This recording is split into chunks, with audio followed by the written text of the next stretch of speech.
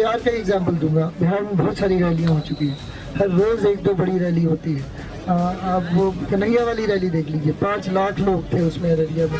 अब उसका मसला बस इतना सा है, ये मैं पहले भी शायद अर्ज कर चुका हूँ, अगर 5 लाख लोग हमारे पास हों ऑर्गेनाइज्ड, तो हम हिंदुस्तान और नॉर्थ ईस्ट को परमानेंटली कट कर सकते हैं। पर परमानेंटली नहीं तो कम से कम 1 आध महीने के लिए तो कट कर ही सकते हैं। मतलब इतना मवाद डालो पटरियों पर, रोड पे, उनको हटाने में 1 महीना लगे, है कि नहीं? जाए एयरफोर्स से, असम को काटना हमारी जिम्मेदारी है। असम और इंडिया कट के अलग हो जाए, तभी ये हमारी बात सुनेंगे। असम में जो मुसलमानों का हाल है आपको पता है, सीए नाफिज हो चुका है, वहाँ डिटेंशन कैंप में लोग डाले जा रहे हैं, है ना? और वहाँ तो खैर कत्लेआम चल रहे हैं, 6-8 महीने में पता चलेगा सारे बंगालियों को मार दिया गया, हिंदू हो या मुसलमान, ठीक है?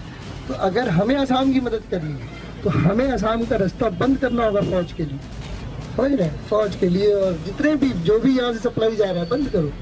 और वो बंद कर सकते हैं क्योंकि चिकन नेक्स्ट मुसलमानों का है, वो जो इलाका है मुस्लिम अक्सरियत। ये का आंदोलन का समय में ये दोनों लोगों ने आज़ादी का स्लोगन दिए थे, और इसका अंदर एक ने नॉर्थ ईस्ट को भारत से काटने का धमकी भी दिए थे।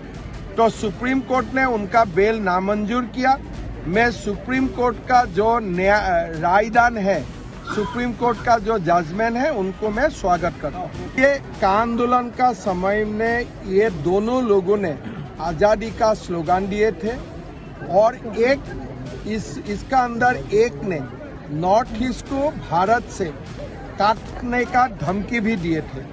तो सुप्रीम कोर्ट ने उनका बेल नामंजूर किया।